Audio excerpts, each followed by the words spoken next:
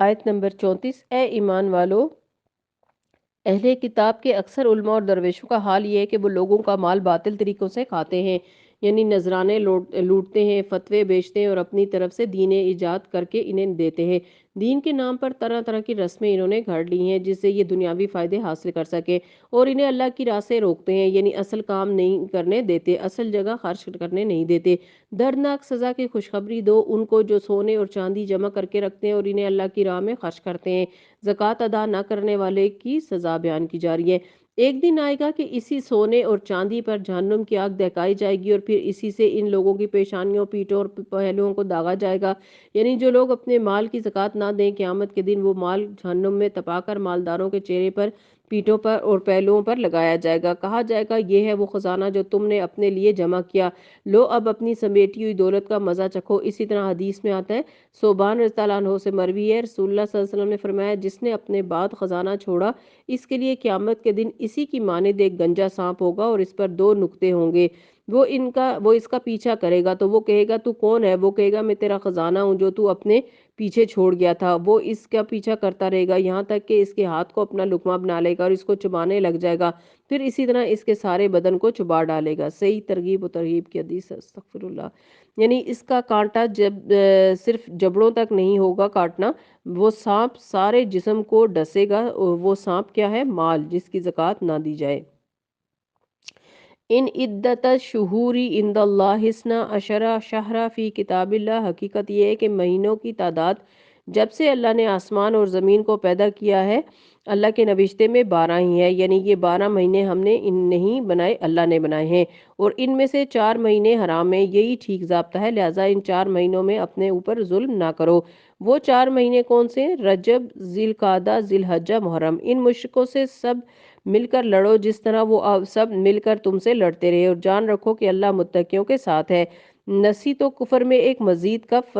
کافرانہ حرکت ہے جس میں یہ تاریخوں کو تبدیل کیا کرتے تھے کفار، جس سے یہ کافر لوگ گمراہی میں مبتلا کیے جاتے، کسی سال ایک مہینے کو حلال کر دیتے اور کسی سال اس کو حرام کر دیتے تاکہ اللہ کے حرام کیے ہوئے مہینوں کی تعداد بھی پوری کر دیں اور اللہ کا حرام کیا ہوا حلال بھی کر لے۔ ان کے برے اعمال ان کے لیے خوشنما بنا دیے گئے۔ اللہ منکرین حق کو ہدایت نہیں دیا کرتا۔ یا ایھا الذین آمنوا، اے لوگو جو ایمان لائے ہو، تمہیں کیا ہو گیا ہے جب تم سے اللہ کی راہ میں نکلنے کے لیے کہا گیا تو تم زمین سے چمٹ کر رہ گئے؟ اشارہ ہے غزوہ تبوک کی طرف، جو ایک بہت ہی فیصلہ کن معرکہ آرا جنگ تھی جس کے لیے نکلنے کو کہا گیا تھا۔ یہ الگ بات ہے کہ وہاں پہنچ کر پھر جنگ ہوئی ہی نہیں، لیکن اس میں ہر ایک کو آزما لیا گیا کہ سب کو کھلے عام نکلنے کی دعوت دے دی گئی تھی۔ کیا تم نے آخرت کے مقابلے پر دنیا کی زندگی کو پسند کر لیا؟ ایسا ہے تو تمہیں معلوم ہو کہ فما متاع الحیات الدنیا فی الآخرۃ الا قلیل، دنیا اور زندگی کا یہ سب سر و سامان آخرت میں بہت تھوڑا نکلے گا۔ تم نہ اٹھو گے تو اللہ تم کو دردناک سزا دے گا اور تمہاری جگہ کسی اور گروہ کو اٹھائے گا، اور تم ان کا کچھ بھی بگاڑ نہ سکو گے، وہ ہر چیز پر قدرت رکھتا ہے۔ تو اس سے کیا پتہ چلتا ہے کہ دنیا کا سامان بہت قلیل ہے۔ صحیح مسلم کی حدیث ہے، رسول اللہ صلی اللہ علیہ وسلم نے فرمایا، اللہ کی قسم دنیا آخرت کے مقابلے میں اس طرح ہے جس طرح تم میں سے کوئی آدمی اپنی شہادت کی انگلی اس دریا میں ڈالے اور پھر اس انگلی کو نکال کر دیکھے کہ اس پر کتنا پانی لگتا ہے یا کیا لگتا ہے۔ تو یہ دنیا بہت قلیل ہے۔ ایک اور حدیث ہے سلسلۃ الصحیحہ کی، رسول اللہ صلی اللہ علیہ وسلم نے فرمایا، بلا شبہ اللہ تعالیٰ نے ساری دنیا کو قلیل بنایا ہے، اور اب دنیا کا جو حصہ باقی ہے وہ قلیل میں سے بھی قلیل ہے۔ دنیا میں سے جو باقی رہ گیا اس کی مثال پانی کا ایک ہوز کی طرح ہے جس کا عمدہ پانی پی لیا گیا اور گدلا پانی باقی رہ گیا۔ اس حدیث کو کیسے سمجھیں گے آپ؟ ہر چیز میں پولوشن ہے، سمندر میں آلودگی، ہواؤں میں آلودگی، یعنی دنیا میں کوئی ایسی جگہ نہیں ہے جس کے لیے آپ یہ کہیں کہ یہ بہت پیور ہے، تازہ ہے، اچھی ہے، خالص ہے۔ غذاؤں میں بھی آلودگی، کھانے کی چیزوں میں، پہننے کی ہر چیز کے اندر ایسی ملاوٹیں ہیں کہ جنہیں استعمال انسان بعض اوقات جانتا ہے اور بعض اوقات جانتا بھی نہیں۔ نبی صلی اللہ علیہ وسلم کا فرمانا کس قدر سچا ہے کہ پہلے ہی دنیا تھوڑی رہ گئی ہے اور اس تھوڑے کا بھی جو بچ گیا ہے وہ بھی بہت گدلا خراب ہے، اس قابل نہیں کہ انسان یہاں کا مال سمیٹے۔ اس لیے ہمیں اپنی کوششیں جو ہیں، یہ جو طریقہ ہے، جو طاقت اللہ تعالیٰ نے آپ کو دی ہے، جو سکلز آپ کو دی گئی ہیں، اس کے ذریعے محنت کر کے اس کام کے لیے لگانی چاہیے کہ ہم اپنی آخرت کے لیے کچھ جمع کر سکیں، کیونکہ یہ ہو نہیں سکتا کہ آپ آرام سے سو جائیں، آرام سے جئیں، آرام سے اٹھیں، مزے سے اپنی زندگی گزاریں، پھر کہیں کہ اب جو کچھ فارغ وقت ملے گا پھر کچھ اللہ کے دین کے لیے کروں گی۔ ایسا نہیں ہوا کرتا، کچھ نہ کچھ بہرحال قربان کرنا پڑتا ہے۔ تو اللہ تعالیٰ فرماتے ہیں اِلَّا تَنْفِرُوا يُعَذِّبْكُمْ عَذَابًا أَلِيمًا، اگر تم نہیں نکلو گے تو اللہ تمہیں دردناک عذاب دے گا، ایسی مصیبت میں ڈالے گا کہ ہوش بھول جائیں گے۔ وَيَسْتَبْدِلْ قَوْمًا غَيْرَكُمْ، اور تمہیں بدل کر ایک قوم کو لے آئے گا۔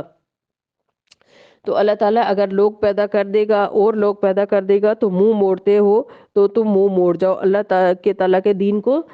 کا کام رکنے والا نہیں ہے۔ وَلَا تَضَرُّوهُ شَيْئًا، اور تم اس کو کچھ بھی نقصان نہیں دے سکتے۔ وَاللَّهُ عَلَى كُلِّ شَيْءٍ قدیر، اور اللہ ہر چیز پر قدرت رکھتا ہے۔ إِلَّا تَنْصُرُوهُ فَقَدْ نَصَرَهُ اللَّهُ، اگر تم اس کی مدد نہیں کرو گے یعنی نبی پیغمبر کی، تو تحقیق اللہ نے اس کی مدد کی۔ اِذْ أَخْرَجَهُ الَّذِينَ كَفَرُوا، جب اس کو ان لوگوں نے نکال دیا جنہوں نے کفر کیا۔ ثانیہ اثنین اذ ہما فی الغار اذ یقول لصاحبہ لا تحزن ان اللہ معنا فانزل اللہ سکینتہ علیہ وأیدہ بجنود لم تروها وجعل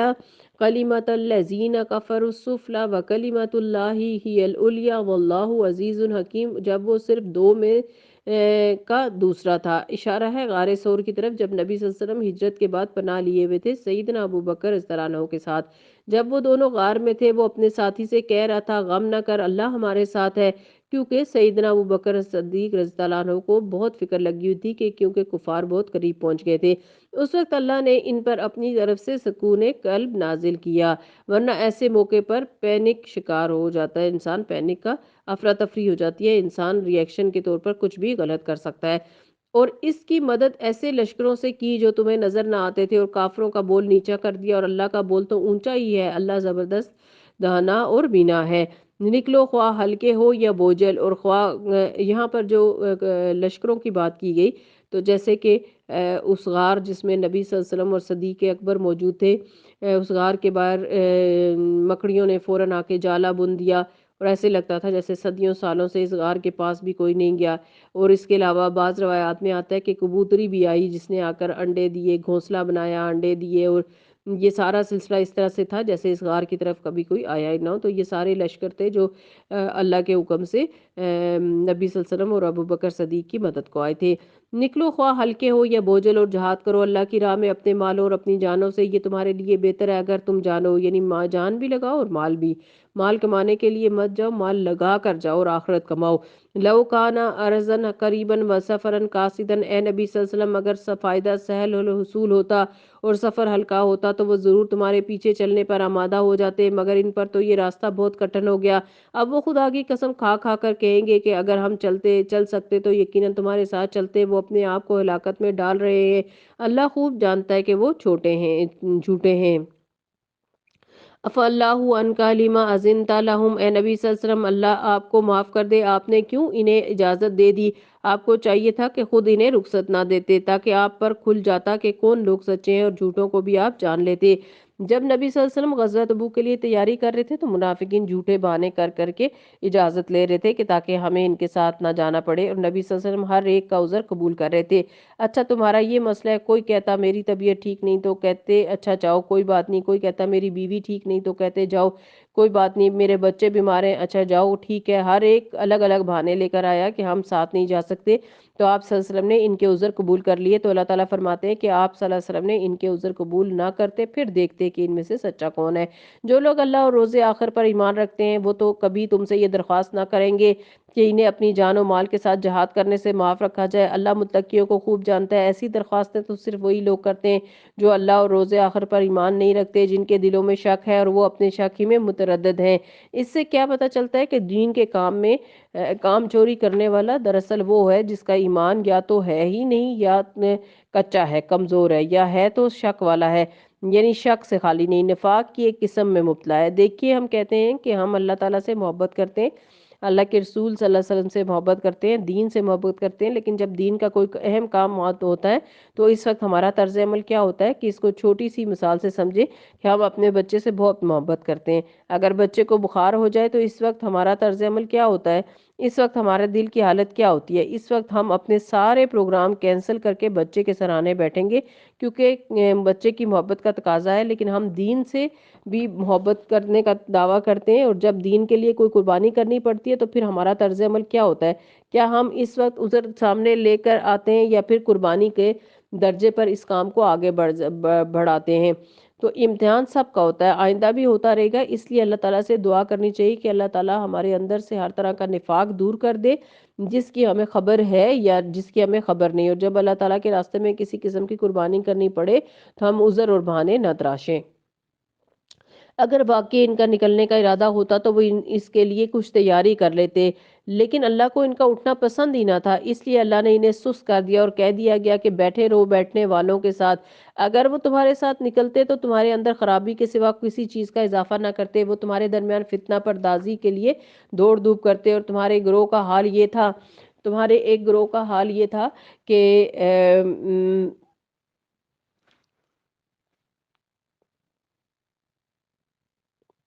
اگر واقعی ان کا نکلنے کا ارادہ ہوتا تو اس کے لیے کچھ تیاری کرتے۔ ایک بات تو یہاں یہ بتائے گی، اور تمہارے گروہ کا حال یہ ہے کہ ابھی اس میں بہت سے ایسے لوگ موجود ہیں جو ان کی باتیں کان لگا کر سنتے ہیں۔ اللہ ان ظالموں کو خوب جانتا ہے، اس سے پہلے بھی ان لوگوں نے فتنہ انگیزی کی کوشش کی اور تمہیں ناکام کرنے کے لیے ہر طرح کی تدبیروں کا الٹ پھیر کر چکے، یہاں تک کہ ان کی مرضی کے خلاف حق آ گیا اور اللہ کا کام پورا ہو کر رہا۔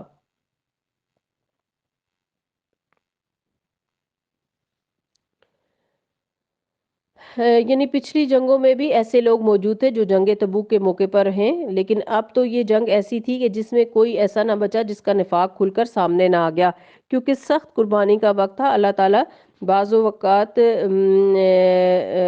بعض وقت دیتے ہیں کہ چھوٹی چھوٹی قربانیوں سے آزماتے ہیں انسان کو، اور بعض اوقات ایسا ہوتا ہے کہ سخت قربانی کا مطالبہ بھی اللہ کی طرف سے ہوتا ہے، اور خصوصاً ایسے موقع جس میں واقعی کفر و اسلام کی ایسی جنگ ہو کہ ایمان کو خطرہ لاحق ہو۔ وَمِنْهُمْ مَن يَقُولُ ائْذَن لِّي وَلَا تَفْتِنِّي، ان میں سے کوئی ہے جو کہتا ہے کہ مجھے رخصت دے دیجیے اور مجھے فتنے میں نہ ڈالیے۔ بہت سے بہانے تھے، لیکن ایک بہانے کا ذکر قرآن میں کر دیا گیا، اور وہ کیا ہے کہ مدینہ والوں میں سے ایک شخص جد بن قیس، وہ کہنے لگا کہ میں عورت کے معاملے میں بڑا کمزور واقع ہوا ہوں، مجھ سے صبر نہیں ہوتا، اور آپ لوگ رومیوں سے جنگ کرنے جا رہے ہیں، میں نے سنا ہے کہ ان کی عورتیں بڑی خوبصورت ہیں، ایسا نہ ہو کہ میں وہاں جا کر کسی غلط کام کا ارتکاب کر لوں، بہتر ہے کہ میں یہیں پر رہوں تاکہ تقوی کو قائم رکھوں۔ لیکن اللہ سبحانہ تعالیٰ اس کا یہ عذر قبول نہیں کرتے، فرماتے ہیں الا فی الفتنۃ سقطوا، سن رکھو فتنے میں تو یہ لوگ پڑے ہوئے ہیں، یعنی یہ نام نہاد فتنے سے بچتے ہیں، اصل فتنے میں تو مبتلا ہو چکے، یعنی نفاق، جھوٹ، ریاکاری اور کا فتنہ بری طرح ان پر مسلط ہے۔ وَإِنَّ جَهَنَّمَ لَمُحِيطَةٌ بِالْكَافِرِينَ، اور جہنم کافروں کو گھیرے ہوئے ہے۔ تمہارا بھلا ہوتا تو انہیں رنج ہوتا ہے، اور تم پر کوئی مصیبت آتی ہے تو یہ منہ پھیر کر خوش خوش پلٹتے اور کہتے ہیں کہ اچھا ہوا ہم نے پہلے ہی اپنا معاملہ ٹھیک کر دیا۔ ان سے کو ہمیں ہرگز کوئی برائی یا بھلائی نہیں پہنچتی مگر وہ جو اللہ نے ہمارے لیے لکھ دی ہے، اللہ ہی ہمارا مولا ہے، اور اہل ایمان کو اسی پر بھروسہ کرنا چاہیے۔ یہاں پر دنیا پرست اور دین پرست ذہنیت واضح کر دی گئی، کیونکہ دنیا والا جو کچھ کرتا ہے اپنی ذات کے فائدے کے لیے کرتا ہے، اور جو دین کو چاہتا ہے وہ دین کی محبت رکھتا ہے اور سب کچھ دین کی محبت میں کرتا ہے۔ اس لیے دنیا والا صرف اس کام کو کرتا ہے جس میں اس کو دنیا کا فائدہ ہوتا ہے، اور وہ دین والا اس کام کو کرتا ہے جس میں اس کو دین کا فائدہ ہوتا ہے۔ بس یہی معیار ہے ہم سب کے لیے کہ ہم کون سے کام کرتے ہیں جس میں دین کا فائدہ ہوتا ہے یا دنیا زیادہ مل رہی ہوتی ہے، اور بہت دفعہ کوئی اور آپ کے حصے کا کام کا فیصلہ نہیں کر سکتا، آپ کو خود ہی کرنا ہوتا ہے، اور جہاں تک دنیا کا تعلق ہے وہ انسان کو مل کر ہی جاتی ہے، تو اللہ تعالیٰ نے اس کے مقدر میں لکھی ہوئی ہوتی ہے، کیونکہ یہاں کیا ہے کہ کل لن یصیبنا الا ما کتب اللہ لنا، ہمیں نہیں پہنچے گا مگر وہ جو اللہ نے ہمارے لیے لکھ دیا، یعنی نقصان نہیں ہونے کا جس کی ہم توقع کر رہے ہیں وہ ہونا نہیں، مگر ہاں جو اللہ نے لکھا ہے وہ ہو جائے گا، وہ گھر بیٹھ کر بھی ہو جاتا ہے، یہ نہیں ہے کہ کہیں جانے سے انسان کے اوپر کوئی مصیبت آتی ہے۔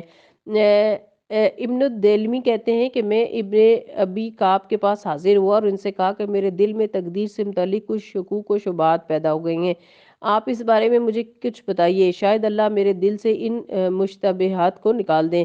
ابی رضی اللہ عنہ نے فرمایا اگر اللہ آسمان والوں اور زمین والوں کو عذاب دینا چاہے تو عذاب دے سکتا ہے، اور وہ ان پر ظلم کرنے والا نہیں، اور اگر وہ ان پر رحم فرمائے تو ان کی رحمت کے لیے اس کے اعمال سے بہتر ہے، اور اگر تم احد پہاڑ کے برابر بھی سونا خرچ کر دو تو جب تک تم تقدیر پر ایمان نہ لاؤ گے اللہ تعالیٰ اسے قبول تم سے نہیں کرے گا، اور جب تک یہ نہ جان لو کہ تمہیں جو کچھ پہنچا وہ تم سے خطا ہونے والا نہ تھا، اور جو تمہیں نہیں پہنچا وہ تمہیں ہرگز ملنے والا نہیں تھا، اور اگر اس اعتقاد کے بغیر تم مر گئے تو تمہیں جہنم میں داخل کیا جائے گا۔ سنن نبی داؤد کی حدیث ہے۔ تو ابن دیلمی کہتے ہیں کہ میں ابی بن کعب رضی اللہ عنہ کے پاس حاضر ہوا، ان سے کہا کہ میرے دل میں تقدیر کے بارے میں شبہات پیدا ہوئے،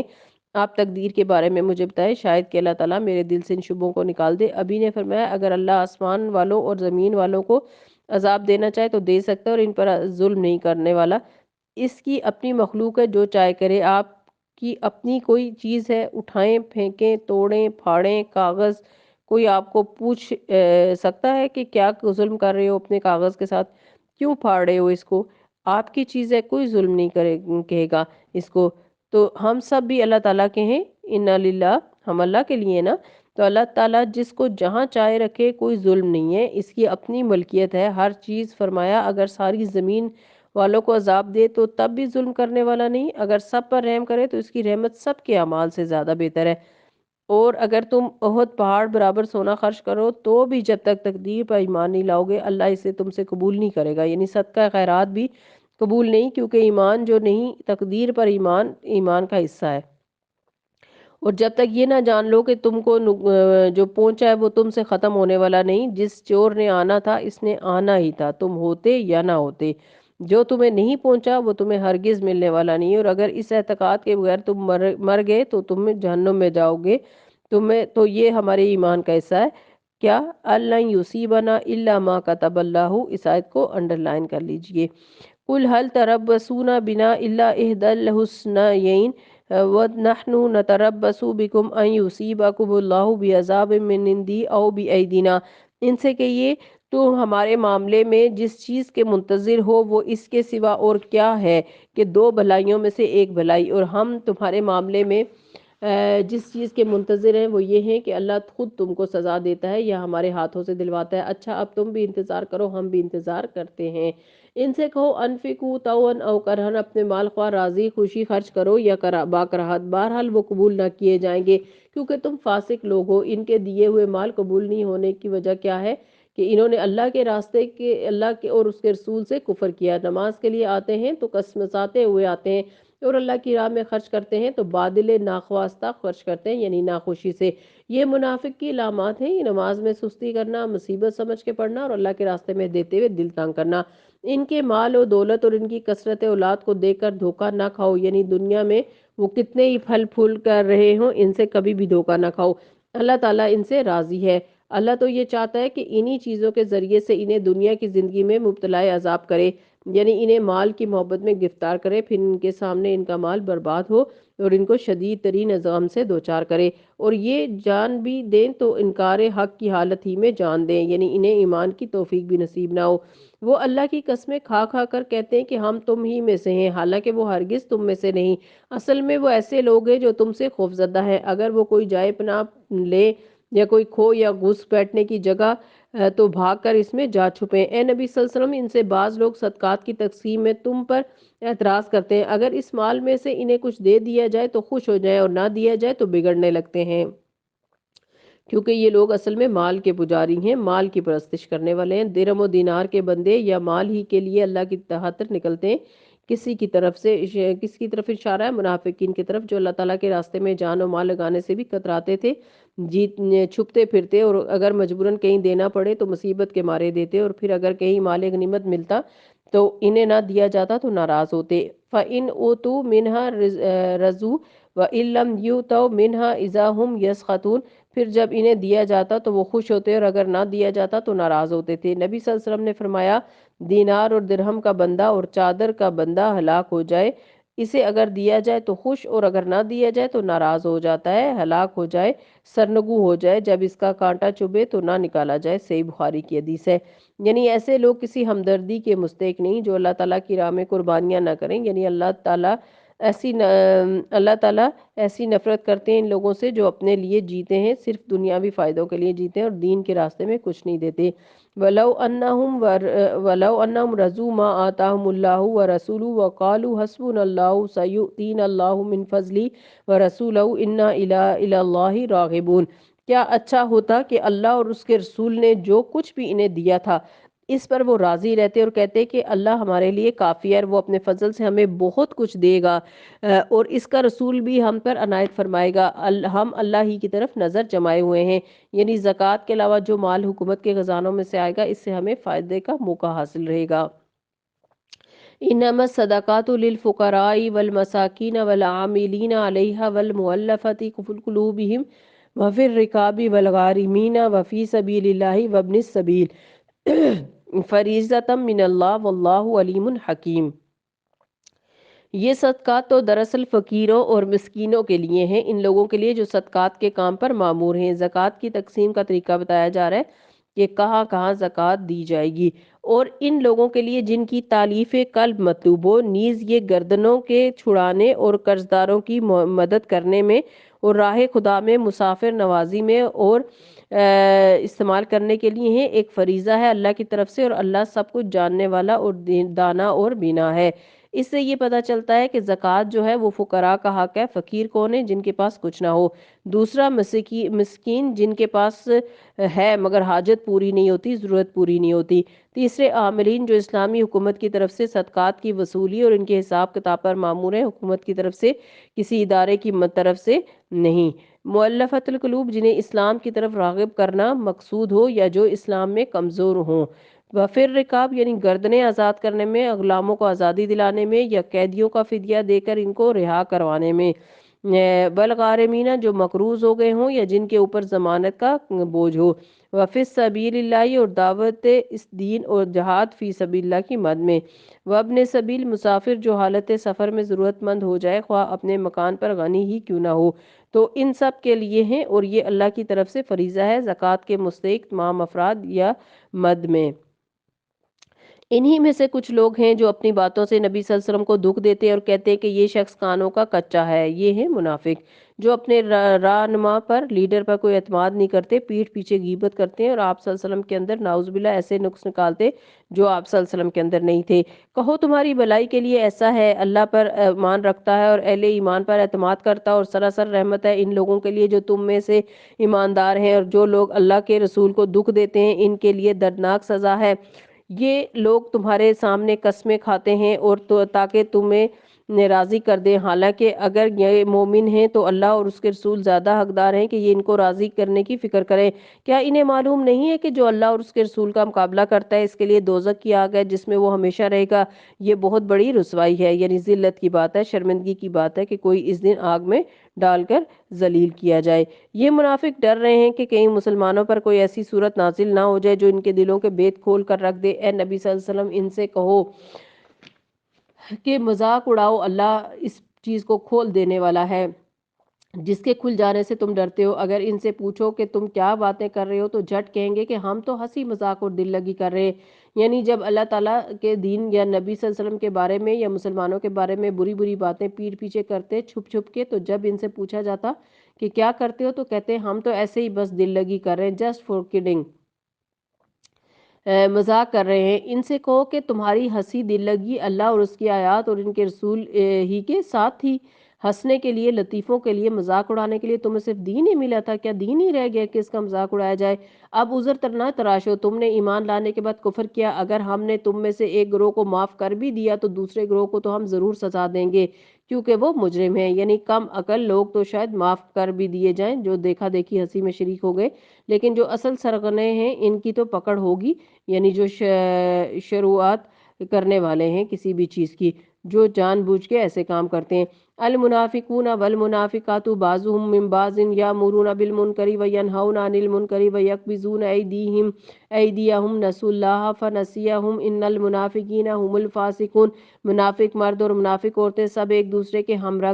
رنگ ہیں، ایک دوسرے کے دوست ہیں، مددگار ہیں۔ کیا کرتے ہیں؟ ان سب کا ایک ہی وتیرہ ہے، برائی کا حکم دیتے، بھلائی سے منع کرتے ہیں، یعنی نیکی کے کاموں سے روکنا منافقت ہے۔ اس بارے میں بہت ہوشیار رہنا چاہیے کہ اگر ایک شخص اچھا کام کر رہا ہو تو اس کی حوصلہ افزائی کرنی چاہیے، اس کو انکریج کرنا چاہیے، اس کی مدد کرنی چاہیے، اور کچھ نہیں تو دو اچھے بول بول کر اس کا حوصلہ بڑھانا چاہیے۔ اگر کوئی اچھا کام کر رہا ہو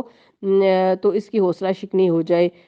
تو یہ منافقت کی علامت ہے۔ اسے اور اپنے ہاتھ خیر سے روک کے رکھتے ہیں، یعنی یہ اللہ تعالیٰ کے راستے میں کچھ نہیں دیتے، نیکی کے کاموں میں ان کا ہاتھ بالکل کام نہیں کرتا۔ یہ اللہ کو بھول گئے تو اللہ نے بھی ان کو بھلا دیا، یقیناً یہ منافق ہی فاسق ہیں۔ یاد رکھیے یہ منافق وہ تھے جو اوپر سے مسلمان تھے لیکن کر کے کچھ نہیں دیتے تھے، دین کی کوئی خدمت، کسی قسم کا کوئی کام ان کا شوق نہیں تھا، اپنے ذاتی کاموں کے لیے خوب بھاگ دوڑ کرتے تھے، یقیناً یہ منافق ہی فاسق ہیں۔ ان منافق مردوں اور عورتوں اور کافروں کے لیے اللہ نے دوزخ کی آگ کا وعدہ کیا ہے جس میں وہ ہمیشہ رہیں گے، وہی ان کے لیے موضوع ہے۔ ان پر اللہ کی پھٹکار اور ان کے لیے قائم رہنے والا عذاب ہے۔ تم لوگوں کے رنگ وہی ہیں جو تم سے پہلوں کے تھے، وہ تم سے زیادہ زوراور اور تم سے بڑھ کر مال اور اولاد والے تھے، پھر انہوں نے دنیا میں اپنے مزے لوٹ لیے اور تم نے بھی اپنے حصے کے مزے اسی طرح لوٹے جس طرح انہوں نے لوٹے تھے، اور ویسے ہی بحثوں میں تم بھی پڑے جیسے بحثوں میں وہ پڑے تھے، سو ان کا انجام یہ ہوا کہ دنیا اور آخرت میں ان کا کیا دھرا سب ضائع ہو گیا اور وہی خسارے میں سے تھے۔ الم یاتہم نبأ الذین من قبلہم قوم نوح وعاد وثمود وقوم ابراہیم واصحاب مدین والمؤتفکات اتتہم رسلہم بالبینات فما کان اللہ لیظلمہم ولکن کانوا انفسہم یظلمون۔ کیا ان لوگوں کو اپنے پیش روؤں کی تاریخ نہیں پہنچی؟ نوح علیہ السلام کی قوم، عاد، سمود، ابراہیم کی قوم، مدین کے لوگ اور وہ بستیاں جنہیں الٹ دیا گیا، ان کے رسول اور ان کے پاس کھلی کھلی نشانیاں لے کر آئے، پھر یہ اللہ کا کام نہ تھا کہ ان پر ظلم کرتا مگر وہ آپ ہی اپنے اوپر ظلم کرنے والے تھے۔ والمؤمنون والمؤمنات بعضهم اولیاء بعض یامرون بالمعروف وینہون عن المنکر ویقیمون الصلاۃ ویؤتون الزکوٰۃ ویطیعون اللہ ورسولہ۔ مومن مرد اور مومن عورتیں یہ سب ایک دوسرے کے رفیق ہیں، بھلائی کا حکم دیتے اور برائی سے روکتے ہیں، نماز قائم کرتے ہیں، زکوٰۃ دیتے ہیں اور اللہ اور اس کے رسول کی اطاعت کرتے ہیں، تو مومن کا مومن کے ساتھ جو رشتہ ہے وہ بہت انوکھا ہے۔ نبی صلی اللہ علیہ وسلم نے فرمایا، صحیح بخاری کی حدیث ہے، ایک مومن دوسرے مومن کے ساتھ ایک عمارت کی طرح ایک کو دوسرے سے قوت پہنچتی ہے، اور آپ نے اپنے ایک ہاتھ کی انگلیوں کو دوسرے ہاتھ کی انگلیوں میں کے اندر کیا، کیونکہ دین کا کام اکیلے نہیں کیا جا سکتا اور اس میں ایک دوسرے سے کے تعاون کی بہت زیادہ ضرورت رہتی ہے۔ تو آپ صلی اللہ علیہ وسلم نے ان کے باہم رشتے کو بھی بہترین طریقے سے واضح کیا، کیونکہ جہاں باہم اعتماد ہوتا ہے، جہاں باہم محبت ہوتی ہے، جہاں باہم ایک دوسرے کو سپورٹ کرنا ہوتا ہے، جیسے ایک اینٹ کے ساتھ اوپر دوسری اینٹ رکھی جاتی ہے تو وہ دیوار مضبوط ہوتی ہے، اگر کچھ اینٹ بیچ سے نکال دی جائے تو دیوار کمزور ہو جائے گی اور گرائی جا سکتی ہے۔ تو اس لیے پیچھے جب اللہ تعالیٰ راستے میں کام کرنے کی بات کی گئی تو یہاں پر بھی اس کا طریقہ بتا دیا گیا کہ یہ ہوگا کیسے، جب لوگ اللہ تعالیٰ کا کام کرنے والے اکٹھے مل کے چلیں گے، اور اس میں خاص طور پر پھر اکٹھے ہونے کے بعد نماز قائم کرنا اور زکوٰۃ دینا اور اللہ اور اس کے رسول کی اطاعت کرنا ان کے امتیازی شاعر ہوں گے۔ اولئک سیرحمہم اللہ، ان لوگوں پر اللہ عنقریب رحم فرمائے گا۔ ان اللہ عزیز حکیم، بے شک اللہ تعالیٰ زبردست ہے، حکمت والا ہے۔ یہ وہ لوگ ہیں جن پر اللہ تعالیٰ کی رحمت نازل ہو کر رہے گی، یقیناً اللہ تعالیٰ سب پر غالب اور حکیم و دانا ہے۔ وعد اللہ المؤمنین والمؤمنات جنات تجری من تحتها الانہار خالدین فیہا ومساکن طیبات فی جنات عدن ورضوان من اللہ اکبر، ذالک هو الفوز العظیم۔ ان مومن مردوں اور عورتوں سے اللہ کا وعدہ ہے کہ انہیں ایسے باغ دے گا جن کے نیچے نہریں بہتی ہوں گی اور وہ ان میں ہمیشہ رہیں گے، ان سدا بہار باغوں میں ان کے لیے پاکیزہ قیام گاہیں ہوں گی، اور سب سے بڑھ کر یہ کہ اللہ کی خوشنودی انہیں حاصل ہوگی، یہی بڑی کامیابی ہے۔ یعنی دنیا میں انسان اگر اللہ تعالیٰ کی خاطر محبت کرتا ہے اور اللہ کی خاطر ایک دوسرے سے نیکی کے کاموں میں تعاون کرتا ہے تو اللہ تعالیٰ اس ایمان اور ایمان کے ساتھ جو عمل صالح ہے اس کے صلے میں جو جنت دے گا، اس کی وضاحت بھی بہت خوبصورت ہے۔ ابن عمر رضی اللہ عنہما کہتے ہیں کہ رسول اللہ صلی اللہ علیہ وسلم سے پوچھا، جنت کس چیز سے بنی ہے؟ آپ صلی اللہ علیہ وسلم نے فرمایا، ایک اینٹ سونے کی، ایک اینٹ چاندی کی، اس کا سمٹ کستوری ہے، اس کی مٹی زعفران ہے، اس کے سنگریزے موتی اور یاقوت کے ہیں۔ صحیح ترغیب و ترہیب کی حدیث ہے یہ۔ تو آپ سوچیں کہ جنت کتنی خوبصورت ہوگی اور ایمان والوں کے گھروں کی خوبصورتی اور وسعت کا کیا ٹھکانہ۔ نبی صلی اللہ علیہ وسلم نے فرمایا، صحیح مسلم کی حدیث ہے، جنت میں مومن کے لیے ایک کھوکھلے موتی کا بنا ہوا خیمہ ہے جس کی لمبائی 60 میل ہے، اس کے ہر گوشے میں مومن کے لیے ایسے اہل ہیں جن میں وہ چکر لگائے گا اور وہ ایک دوسرے کو نہیں دیکھیں گے۔ صحیح مسلم کی حدیث ہے۔ جنت میں مومن کے لیے ایک کھوکھلے موتی کا بنا ہوا خیمہ ہوگا، یعنی ایک موتی جو اندر سے خالی ہوگا، اس کے اندر اس کا گھر ہوگا جس کی لمبائی 60 میل ہوگی، یعنی اتنا وسیع، اور یہ سب بڑی کامیابی ہے کہ انسان وہاں کے پائیدار گھروں کا مالک بن جائے جو کبھی بھی ختم نہ ہوں گے۔ پھر فرمایا یا ایھا النبی جاہد الکفار والمنافقین واغلظ علیہم، اے نبی صلی اللہ علیہ وسلم کفار اور منافقین دونوں کا پوری قوت سے مقابلہ کیجیے اور ان کے ساتھ سختی سے پیش آئیے، آخر کار ان کا ٹھکانہ جہنم میں اور وہ بدترین جائے قرار ہے۔ یہ لوگ اللہ کی قسم کھا کھا کر کہتے ہیں کہ ہم نے وہ بات نہیں کہی، حالانکہ انہوں نے ضرور وہ کافرانہ بات کہی ہے۔ وہ اسلام لانے کے بعد کفر کے مرتکب ہوئے اور انہوں نے وہ کچھ کرنے کا ارادہ کیا جسے کر نہ سکے۔ ان کا سارا غصہ اسی بات پر ہے کہ اللہ اور اس کے رسول نے اپنے فضل سے انہیں غنی کر دیا ہے۔ اب اگر یہ اپنی اس روش سے باز آ جائیں تو انہی کے لیے بہتر ہوتا ہے، اور اگر یہ باز نہ آئیں تو اللہ انہیں نہایت دردناک سزا دے گا، دنیا میں بھی اور آخرت میں بھی، اور زمین میں کوئی نہیں جو ان کا حمایتی اور مددگار ہو۔ ان میں سے بعض ایسے بھی ہیں جنہوں نے اللہ سے عہد کیا تھا کہ اگر اس نے اپنے فضل سے ہم کو نوازا تو ہم خیرات کریں گے اور صالح بن کر رہیں گے، مگر جب اللہ نے اپنے فضل سے انہیں دولت مند کر دیا تو وہ بخل پر اتر آئے اور اپنے عہد سے ایسے پھرے کہ انہیں اس کی پرواہ تک نہیں۔ نتیجہ یہ نکلا کہ ان کی اس عہد کی وجہ سے جو انہوں نے اللہ کے ساتھ کی، اس جھوٹ کی وجہ سے جو وہ بولتے رہے، اللہ نے ان کے دلوں میں نفاق بٹھا دیا، جو اس کے حضور ان کی پیشی کے دن تک ان کا پیچھا نہ چھوڑے گا، یعنی قیامت تک یہ مرتے دم تک منافق رہیں گے۔ کیا یہ لوگ نہیں جانتے کہ اللہ کو ان کے مخفی راز اور ان کی پوشیدہ سرگوشیاں تک معلوم ہے، اور وہ تمام غیب کی باتوں سے پوری طرح باخبر ہے۔ وہ خوب جانتا ہے ان کنجوس دولت مندوں کو جو برضا اور رغبت دینے والے اہل ایمان کی مالی قربانیوں پر باتیں چھانٹتے ہیں اور ان لوگوں کا مذاق اڑاتے ہیں جن کے پاس رائے حق میں دینے کے لیے اس کے سوا کچھ نہیں جو وہ اپنے اوپر مشقت برداشت کر کے دیتے ہیں۔ جنگ تبوک میں جانے کے لیے ایک شخص نے رات بھر یہودی کا کنواں چلایا اور جو مال معاوضہ وہ لا کر پیش کر دیا جو اسے ملا تھا، تو یہ منافق لوگ مذاق اڑانے لگتے کہ اچھا اتنے سامان سے یہ روم فتح کرنے چلے ہیں۔ اللہ ان مذاق اڑانے والوں کا مذاق اڑاتا ہے اور ان کے لیے دردناک سزا ہے۔ اے نبی صلی اللہ علیہ وسلم، خواہ آپ ایسے لوگوں کے لیے معافی کی درخواست کریں یا نہ کریں، اگر آپ 70 مرتبہ بھی انہیں معاف کرنے کی درخواست کریں گے تو اللہ انہیں ہرگز معاف نہ کرے گا، اس لیے کہ انہوں نے اللہ اور اس کے رسول کے ساتھ کفر کیا اور اللہ فاسقوں کو راہ نجات نہیں دلاتا۔ جن لوگوں کو پیچھے رہ جانے کی اجازت دے دی گئی تھی وہ اللہ کے رسول کا ساتھ نہ دینے اور گھر بیٹھے رہنے پر خوش ہوئے اور انہیں گوارا نہ ہوا کہ اللہ کی راہ میں جان و مال سے جہاد کریں۔ انہوں نے لوگوں سے کہا اس سخت گرمی میں نہ نکلو، یعنی نیکی کے کاموں سے روکا۔ پیچھے بھی بتایا جانا کہ جو نیکی کے کام سے روکیں گے وہ منافق ہوتا ہے۔ کل نارو جہنم اشد حرا لو کانوا یفقہون، ان سے کہو جہنم کی آگ اس سے زیادہ گرم ہے کاش وہ سمجھتے۔ حدیث میں آتا ہے، مسند احمد کی حدیث ہے، یحییٰ بن جعدہ رضی اللہ عنہ سے روایت ہے، تمہاری یہ دنیا کی آگ جہنم کی آگ کا 70واں حصہ یعنی 70th جز ہے، اور سمندر کے پانی سے 2 مرتبہ اس کو ٹھنڈا کیا گیا ہے۔ اگر ایسا نہ ہوتا تو اس میں اللہ کسی ایک کا کوئی فائدہ نہ رکھتا، یعنی زندگی قائم نہ رہتی۔ نبی صلی اللہ علیہ وسلم نے فرمایا، صحیح بخاری کی حدیث ہے، میں نے آج رات خواب میں دیکھا 2 شخص میرے پاس آئے، ان دونوں نے مجھے بتایا کہ وہ جو آگ جلا رہا ہے وہ جہنم کا داروغہ مالک ہے، یعنی مسلسل آگ جلاتا جا رہا ہے، آگ کو بھڑکانا اور زیادہ کرنا اس کا کام ہے۔ پھر ایک جہنمی کا سانس 1,00,000 سے زائد لوگوں کو جلا سکتا ہے، یعنی جہنم کا شخص جب وہ صرف سانس باہر نکالے گا تو اگر وہ دنیا میں کر دے تو 1,00,000 لوگ مر جائیں اس سانس سے، اتنی سخت گرم ہے وہ سانس بھی۔ نبی صلی اللہ علیہ وسلم نے فرمایا، سلسلۃ الصحیحہ کی حدیث ہے، اگر اس مسجد میں 1,00,000 یا زائد افراد بیٹھے ہوں اور ان میں ایک جہنمی آدمی اور وہ سانس لے لے اور ان سب کو اس کی سانس پہنچے تو اس کے اثر سے مسجد کے تمام لوگوں سمیت جل جائے گی۔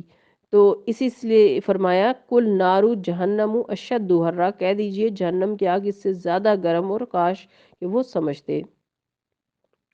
فَلْيَضْحَكُوا قَلِيلًا وَلْيَبْكُوا كَثِيرًا، چاہیے کہ ہنسنا کم کریں اور روئیں زیادہ، اس لیے کہ جو بدی یہ کماتے رہے اس کی جزا ایسی ہی ہے۔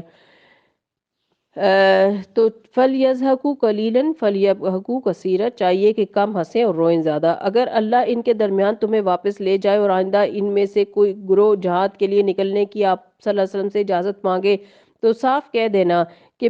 تم میرے ساتھ ہرگز نہیں چل سکتے، نہ میری معیت میں کسی دشمن سے لڑ سکتے ہو، تم نے پہلے بیٹھ رہنے کو پسند کیا تو اب گھر بیٹھنے والوں ہی کے ساتھ بیٹھے رہو، اور آئندہ ان میں سے جو کوئی مرے اس کی نماز جنازہ بھی آپ ہرگز نہ پڑھائیں اور نہ کبھی اس کی قبر پر کھڑے ہوں، کیونکہ انہوں نے اللہ اور اس کے رسول کے ساتھ کفر کیا اور وہ مرے ہیں اس سال میں کہ وہ فاسق تھے، ان کی مالداری، ان کی کثرت اولاد تم کو دھوکے میں نہ ڈالے۔ اللہ نے تو ارادہ کر لیا ہے کہ اس مال و اولاد کے ذریعے سے ان کو اسی دنیا میں سزا دے اور ان کی جانیں اس حال میں نکلیں کہ وہ کافر ہوں۔ جب کبھی کوئی صورت اس مضمون کی نازل ہوئی کہ اللہ کو مانو اور اس کے رسول کے ساتھ مل کر جہاد کرو، تو تم نے دیکھا کہ جو لوگ ان میں سے صاحب قدرت تھے وہی تم سے درخواست کرنے لگے کہ انہیں جہاد کی شرکت سے معاف رکھا جائے، اور انہوں نے کہا کہ ہمیں چھوڑ دیجئے، ہم بیٹھنے والوں کے ساتھ ہیں۔ ان لوگوں نے گھر بیٹھنے والیوں میں شامل ہونا پسند کیا اور ان کے دلوں پر ٹھپا لگا دیا گیا۔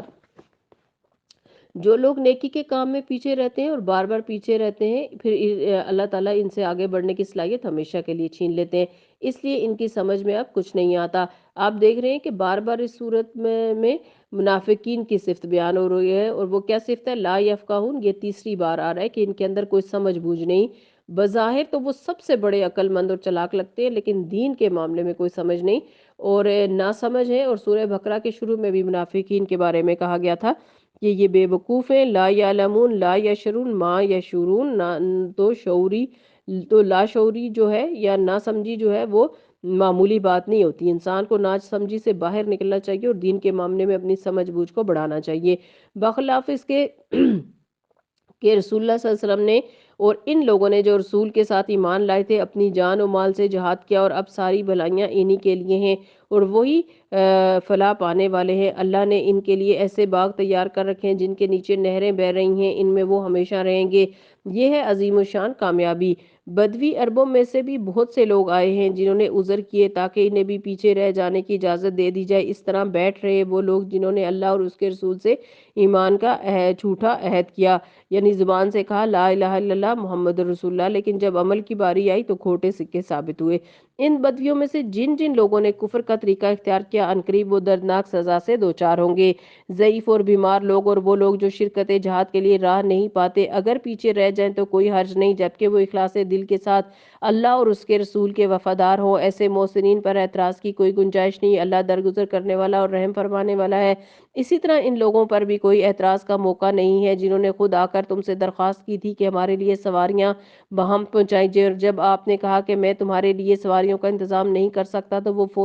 تو وہ مجبوراً واپس گئے، اور حال یہ تھا کہ ان کی آنکھوں سے آنسو جاری تھے اور انہیں اس بات کا بڑا رنج تھا کہ وہ اپنے خرچ پر شریک جہاد ہونے کی طاقت نہیں رکھتے۔ البتہ اعتراض ان لوگوں پر ہے جو مالدار ہیں اور پھر تم سے درخواستیں کرتے ہیں کہ انہیں شرکت جہاد سے معاف رکھا جائے۔ انہوں نے گھر میں بیٹھنے والیوں میں شامل ہونا پسند کیا، اللہ نے ان کے دلوں پر ٹھپا لگا دیا، اس لیے اب یہ کچھ نہیں جانتے کہ اللہ کے ہاں ان کی اس روش کا کیا نتیجہ نکلنے والا ہے۔ انہیں کچھ سمجھ نہیں کل ان کا کیا انجام ہونے والا ہے۔ اتفاق سے آج ہی مومنوں کے باہم محبت پر کئی دفعہ بات ہوئی ہے، تو بہت سی حدیثیں بھی ہم نے پڑھی ہیں، اس لیے کہ مومن جو ہے اس حوالے سے فرحت ہاشمی کے آپ کو لیکچر بھی مل جائیں گے بہت سارے۔ مومن سراپا الفت ہیں، کامل ایمان والے لوگ وہ ہیں جو آپس میں محبت کریں۔ عاجزی اختیار کرنے کا، دلوں کو نرم کرنے کا نسخہ جھوٹ ہلاکت ہے، نفع کی بات جنت میں گھر جس نے اللہ کے لیے قتال کیا، جس نے چھوٹے سے پرندے کے گھونسلے جتنی یا اس سے بھی چھوٹی مسجد بنائی، اللہ تعالیٰ اس کے لیے جنت میں گھر بنائے گا۔ دوہرا اجر، امیری کیا ہے، سلامتی کے ساتھ جنت میں کیسے داخل ہو سکتے ہیں، ان سارے ٹاپکس پہ آپ کو فرحت ہاشمی کے لیکچرز مل جائیں گے، آپ ضرور ان کو سنیے اور اپنے علم میں اضافہ فرمائیے۔ اب آپ جو ہے ان لیکچرز کو سنیں اور اپنے علم میں اضافہ فرمائیں اور دوسروں کو بھی اس طرف راغب کریں تاکہ وہ دین کا علم حاصل کرنے کے لیے کوشش کریں۔ اللہ تعالیٰ ہم سب کو اس پارے سے بہترین طریقے سے سمجھنے کی توفیق عطا فرمائے، اور ہم نے جتنی چیزیں آج پڑھی ہیں، خاص طور پر جو چیز مجھے اپیل کی ہے کہ مومن سے جو محبت ہے وہ اسے جنت میں لے جائے گی، اس لیے کسی کے اندر کوئی غلطی ہے، کوئی خامی، کوئی خرابی ہے، اس کو آپ اس کی پوری شخصیت پر سوار نہ کریں، کیونکہ غلطیاں، کوتاہیاں، خامیاں ہم سب کے اندر ہیں۔ کسی کو کسی ایک غلطی کی وجہ سے اوورآل کمنٹ دے کے اس کو رد نہیں کرنا چاہیے، بلکہ ہر ایک سے محبت کریں اور یہ سوچیں کہ کیا پتہ کب اللہ تعالیٰ اسے ہدایت دے دے اور یہ ایمان میں، عمل میں مجھ سے بھی آگے بڑھ جائے۔ اس لیے مومنوں سے محبت رکھنی ہے اللہ تعالیٰ کی خاطر۔ اللہ تعالی ہم سب کو بہترین طریقے سے امر بالمعروف و نہی عن المنکر کرنے کی توفیق عطا فرمائے، اور ہمیں اپنے ایمان کی دولت سے نوازے۔ اللہم زینا بزینت الایمان، اللہم ثبت بکلمہ لا الہ الا اللہ عند الموت۔ آمین۔ وآخر دعوانا ان الحمد للہ رب العالمین۔ سبحانک اللہم و بحمدک، اشہد ان لا الہ الا انت، استغفرک و اتوب الیک۔ السلام علیکم ورحمۃ اللہ وبرکاتہ۔